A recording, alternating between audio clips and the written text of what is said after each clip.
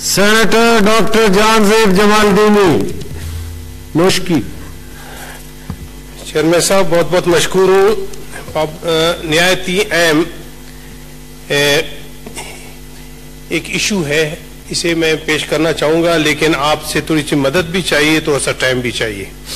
عرض یہ ہے کہ سر پاکستان, ویسے آپ سب کی اطلاع کے لیے ہم نے ٹائمر ہاؤس میں لگا دیے, لیکن ویسے آن کر دیں, دیکھ تو نہیں, ہم قدر کرتے ہیں. نہیں آج ہم نے خود آن نہیں کیا, ابھی آن کر رہے ہیں, دیکھیں جی اسٹارٹ. جناب چیئرمین, اصل میں یہ ملک سب کا ہے. یہاں پہ جتنے لوگ بھی بستے ہیں ان کے بنیادی انسانی حقوق ایک جیسے ہیں. کوئی آپ کے جو ہے نا فکر اور فلسفے سے مطابقت رکھتے ہوئے بعض احمال اس کے پازیٹو ہو سکتے ہیں, اور کچھ اس طرح کی بھی لوگ ہوتے ہیں جو آپ کی غلطیاں جو 70 سالوں سے جاری اساری ہے اس سے اختلاف کرتے ہوئے اپنا نظریہ بنا لیتا ہے. اس میں دو رائے نہیں ہو سکتی, اور اس بنیاد پہ اگر آپ کسی کو وکٹمائز کریں گے تو یہ سب سے بڑی زیادتی ہوگی. محترم, کل کی بات ہے کہ ایک شہید کی لاش جب کینیڈا سے کراچی لے آیا گیا, آپ اندازہ نہیں کر سکتے, تو حق تو ایک تھا, as a Pakistani, as a son of soil, اس کی فیملی تمام یہیں پہ تھی, اور پورے بلوچستان کے لوگ سراپا احتجاج تھے کہ ہم سے نہایتی احترام سے اس کی تدفین کریں گے. کوئی لڑائی جھگڑے یا فساد اس طرح کی کوئی پروگرامز تھے ہی نہیں.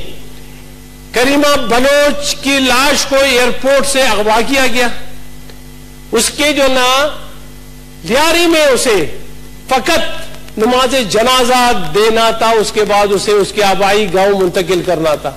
اب آپ اندازہ کریں ایک غلطی کی وجہ سے کتنی غلطیاں ہو چکی ہیں.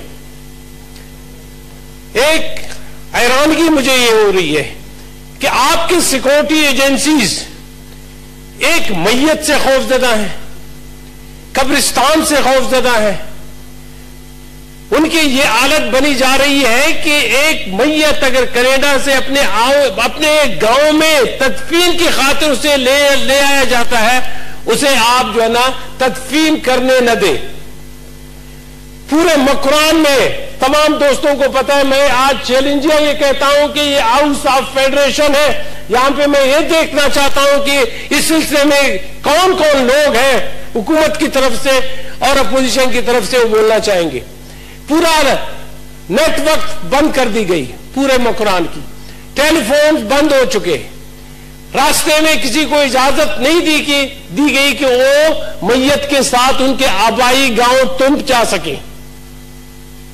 کیا اگر آرام سے اسی روڈ پہ جاتے ہوئے ان کی تدفین وہاں پہ ہو جاتی تو کوئی رفع ہی نہیں ہوتا, کوئی شور شرابہ ہی نہیں ہوتا. آج پورا بلوچستان ارے کونے میں بلکہ لاہور تک اس کے غائبانہ نماز جنازہ پڑھی جا رہی ہے. آپ اس کے افکار سے اختلاف کر سکتے ہیں, لیکن اس کے بنیادی حق, اس کی ماں کے آنسو, کیا آپ اندازہ نہیں کر سکتے کہ بزور شمشیر اس کی تدفین کی گئی ہے, اور اس کے ماں کی تصویر میرے پاس موجود ہے, اس کے آنسو بہ رہے ہیں, انہیں دیدار کرنے سے بھی منع کر دیا گیا. باقی لوگوں کی تو میں بات نہیں کرتا. کیا یہ ہمارے ہاں انصاف ہے؟ کیا انسانی حقوق یہی ہے؟ کیا یہ ڈسپیرٹی, ڈسکریمنیشن فقط بلوچ عوام کے ساتھ کی جانی ہے, پشتون کے ساتھ کی جانی ہے؟ افسوس یہ ہے کہ یہاں پہ کسی ٹیلی ویژن چینل نے, یہ ٹیلی ویژن چینلز کی بات کرتے ہیں, میں نہیں مانتا یہ ٹیلی ویژن چینلز کیا ہوتے ہیں. یہ تمام بکے ہوئے لوگ ہوتے ہیں, یہ اینکرز تمام جو خریدے گئے لوگ ہوتے ہیں. یہ تک نہیں دکھایا گیا کہ بھئی چلے غلطی صحیح, ایک میت تو کراچی سے اغوا کی جا چکی ہے, اسے مکران لے جایا جا رہا ہے, کم از کم اسے یہاں تک تو پیش کرتے, لیکن نہیں. اور سونے پر سہاگا محترمان, صوبائی حکومت اپنا بیان دے چکی ہے کہ مرکزی حکومت نے سب سے بڑی زیادتی صوبائی حکومت کے ساتھ کی ہے. ہمیں بتایا نہیں گیا, اعتماد میں نہیں لیا گیا, اور مکران میں کرفیو لگا دیا گیا. اور کسی کو اجازت نہیں دی کہ اس روڈ سے آگے جا سکیں. اور اس کی فوٹیج میرے خیال میں جو بھی سوشل میڈیا پہ انہیں پتا ہے کہ یہ فوٹیج آج کل سر عام آپ دیکھ سکتے ہیں اسے. سر یہ کسی کے ساتھ بھی ہو سکتا ہے. کسی کے چہتے کو کم از کم یہ اجازت تو ہو کہ وہ آپ کے سامنے اپنے جو ہے نا اپنے سرزمین میں مدفون تو ہو, اسے ایک حق تو آپ دے دیں. وہ یہاں پہ لڑنے نہیں آئے تھے, وہ یہاں پہ جو ہے نا مکران فتح کرنے نہیں آئی تھی, لیکن محسوس یہ ہوا کہ اس کی میت سے بھی آپ خوفزدہ ہیں, اس کے شہید کی جو ہے نا تابوت سے بھی آپ خوفزدہ ہیں. سردار اختر مینگل نے بڑی اچھی بات کی, میرے لیڈر نے, انہوں نے کہا عجیب سا سما ہے, میرے میت پہ پہرے, میرے قبرستان پہ پہرے, میرے شہروں پہ پہرے, اور میرے بنیادی حقوق کی جب ہم ڈیمانڈ کرتے ہیں اس پہ پہرے. کیا ہمارے ساتھ یہ زیادتیاں ہوتی چلی جائیں گی؟ چلیں بھئی آپ یہ بتائیں 2 منٹ کے لیے کتنی محبت تمہیں ملی سیکورٹی ایجنسیز. میں خود پاکستانی کی حیثیت میں یہ باتیں کرنا چاہوں گا. سینٹ کے فلور میں میں کہنا چاہتا ہوں کہ سب سے بڑی زیادتی کل اور آج ایک جو نا بلوچ خاتون کی میت کے ساتھ اس کی جس انداز میں بے حرمتی کی گئی, بولے گا تو کوئی نہیں. سرکاری بینچوں سے تو بولنے والے اس طرح کے میں نے جو نا نڈر بندے تو دیکھے ہی نہیں, لیکن اپوزیشن سے مجھے توقع ہے کم از کم 2 باتیں وہ اس سلسلے میں کر سکتے ہیں. کیا یہ حق ہے کسی شہید کو اس انداز میں اسے اغوا کر کے مدفون کرنا؟ اس کی ماں کے آنسو سامنے آ رہے ہیں, فقط اس کی ڈیمانڈ یہ تھی کہ مجھے اپنی بیٹی کا چہرہ دیکھنے دے, اور مجھے اجازت نہیں دی گئی. آج پورے بلوچستان میں شٹر ڈاؤن ہے, اور اسی طرح لوگ نفرت کرتے جائیں گے. میرے بھائی محبت کرنا سیکھیں, محبت دو گے تو محبت لوگے.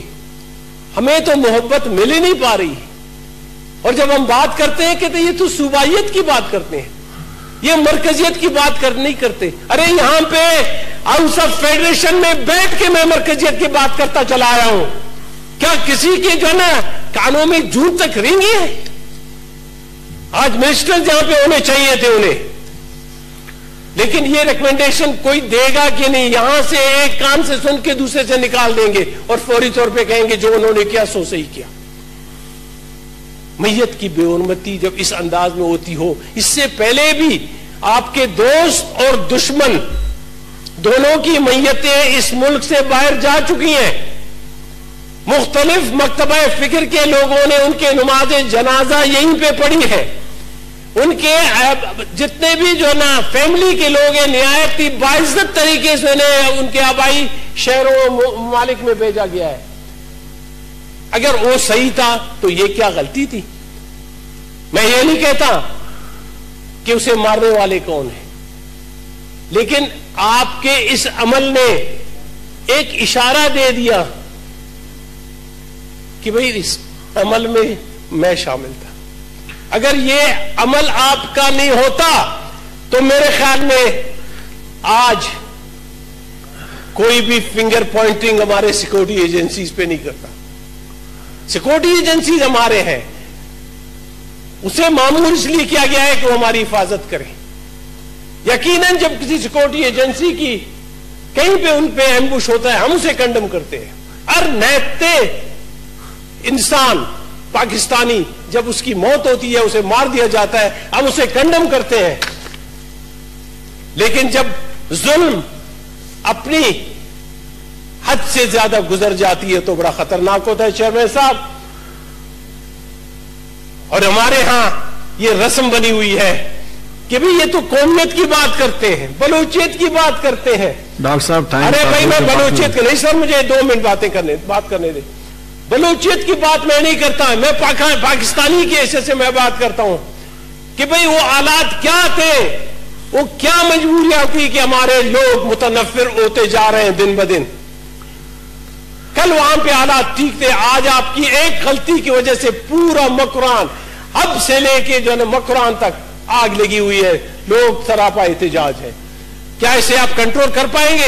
ये नफरतें इसी तरह जमा होती रहेंगी और एक तूफान का पेश खेमा होंगे। चेयरमैन साहब, मैं तो किसी से ये नहीं कहूंगा कि इस सब्जेक्ट पे कोई मेरा अमनवा बने और यही बातें कर दे, लेकिन इखलाकी तौर पे फर्ज है हर एक पाकिस्तानी पे, हर एक कोने में रहता हो, कहीं पे भी रहता हो, ये जो जुल्म और ज्यादती हुई है, ये नाइंसाफी हुई है, ये एक खातून की जो ना लाश की बेहरमती हुई है, इस पे कम से कम वो आवाज उठाए और ये दुनिया को दिखाए कि भाई जहां पे भी जुल्म और ज्यादती होगी, इंसानी हकूक की हिफाजत की बजाय उसकी मुखालफत हम करेंगे, इंसानी हकूक की पामाली हम करेंगे, तो कम से कम इंसान की हैसियत से अब उस पर आवाज उठाएं।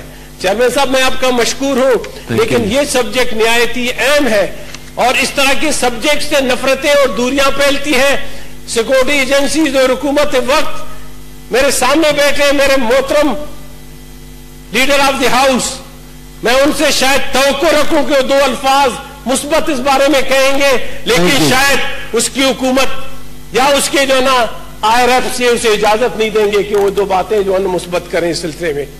मैं आपका जाती तौर पर मशकूर हूं कि आपने मुझे मौका दिया, लेकिन एक चीज है, खुदारा ये मुल्क हम सब का है, बलोच का भी है, पश्तून का भी है, पंजाबी का भी है और सिंधी का भी है।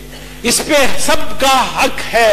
कोई ये न कहे कि मैं सुपीरियर हूं, मेरी हैसियत कुछ और है, मैं एक सुपर जो ना एक नेशन से ताल्लुक रखते हुए इस मुल्क का जो है ना मामा चाचा हूं।